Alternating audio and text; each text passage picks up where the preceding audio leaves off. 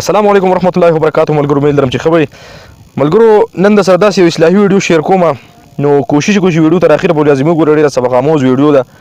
ویډیو په دې لحاظ چې یاره زما په دې سایټ باندې به تاسو ته ښکاري چې دې یو ملګري ته اپریشن کړی دی. نو دا راته یو ملګري راولېږه چې یاره ته به یو څو خبرې وکړه. نو بهرحال زه نه عالم یم نه مفتي یم چې یو زه پې مطلب پیتوه ورکړم یا وغیره. بهرحال نو صرف د خپلو خیالاتو یو اظهار د سره داسې کوم. کوشش وکړئ چې ویډیو تر اخره پورې وګورئ. څنګه چې موږ تاسو ټولو ته پته ده چې یاره دا یو دنیا د مثال په طور او په دې کې یو سړی بیمار شي، هغه ته کله چې اپریشن وشي او د اپریشن نه بعد بیا تر د نیمې ګنټې پورې هغه لیږي، هغه نشه چې کله ختمیږي نو هغه پکې سسه وي. نو په دې کې څوک صورتونه وي، مطلب قرآن پاک وي، څوک پکې کنځل کوي، څوک څه وي، څوک سندرې وي، څوک شعرونه وي وغیره وغیره. مختلف خبرې راځي چې هغه مختلف قسمه څیزونه بیا وي. دا یو ورور دی چې د پکې کلیمې ویلي دي. نو اوس په ډېر ملګري و چې یاره دا خو کلین شیو دی او حجامت دی او برید نشته وغیره. به هر حال نو راځئ چې د نشه کې چې دی څه حالات دي دا واورو، بیا راځو خپلې خبرې پرې کوو.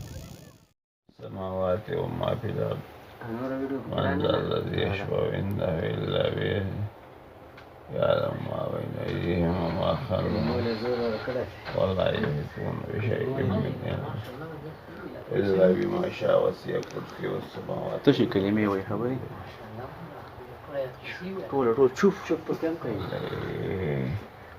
قل هو أحد الله الصمد لم يلد ولم يولد ولم يكن له كفوا أحد. شوف ولو ضرب بالفلق من شر ما خلق من شر غاسق إذا وقب ومن شر النفاثات في العقد من شر حاسد إذا حسد. بسم الله الرحمن الرحيم. ولو ضرب بالناس ملك الناس إله الناس من شر الوسواس الخناس الذي يوسوس في صدور الناس. الله لا إله إلا هو اسمع خلي وجهي خبر لا تأخذه سنة ولا له ما كوا خبري بس ودشها ما كوا ودشها إلا بإذنه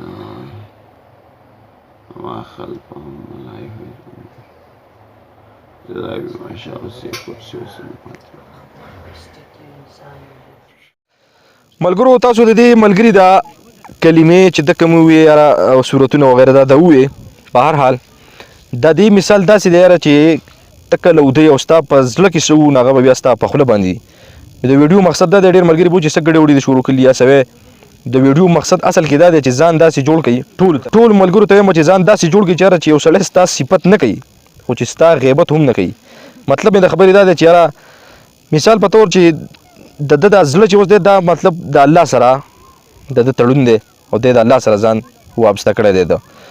نو ځکه خو ده په د نشه کې کلمې وي، صورتونه وي. اوس که د ده په کور کې ماحول داسې چې یاره د ده په خوله باندې کنځل وی، بدې ردې وی یا څه ډېر څه، نو ده په دې نشه کې نن هغه ویل. د دې نه معلومیږي دا چې د ده په ذهن کې ټول د دین خبرې دي، د الله خبرې دي، قرآن پاک دی چې ته تلاوتونه کوي هغه دي پکې، ذکر اذکار دي پکې. نو ډېر ملګري پکې ما وکړو چې یاره کله ورته اپریشن وکړي په هسپتالونو کې درته یم خاص کر د سوات د سیمې درته به زه ووایم. او کله د اپریشن نه را بهر کړي نو هغه چې کوم کنځل کوي او چې کومې ګډې وډې وي نو ته به توبه وباسې. دا ولې اصل مقصد یې صحیح چې یاره د پاتې شوی په داسې ماحول کې چې هلته کې چېرته کنځل وي، د لوپارانو ملګرو سره د ده تعلقات وي، کله څه وي کله څه وي وغیره، ډېرې خبرې پکې راځي. نو کوشش دا وکړئ چې یاره ځان داسې جوړ کړئ چې لکه که تاسو صورتونه یا دا هم نه وایئ، ښه خبره ده چې دا ووایئ. خو که چېرته تاسو دا هم نه وایئ نو چې تاسو پکې دا هم نه وایئ چې یاره په دغه کې بیا کنځل یا وغیره دا پکې راځي. نو ویډیو په دې لحاظ ده چې یاره د دې ملګري په نشه کې صورتونه ویلي نو د دې نه معلومیږي دا. او مین مثال د مقصد د ویډیو هم دا دی او مثال هم دا دی چې مونږ یو آخرت په واخلو چې په آخرت کې چې په دنیا دې څه کړي نو په آخرت کې به هم تا ته هغه میلاویږي. مطلب که ښه دې کړي خو چې د ښو سره به په سب کې پاسې جنت دی، او که بد دې کړي چې د بدو سره به په جهنم کې بیا کومه لار ده ټولو ته پته ده. نو که ویډیو مو خوښ خپل ښه کمنټس راکړئ. ستاسو د کمنټس په انتظار به یم. ویډیو سره لایک کړئ، ویډیو مخکې شیر کړئ.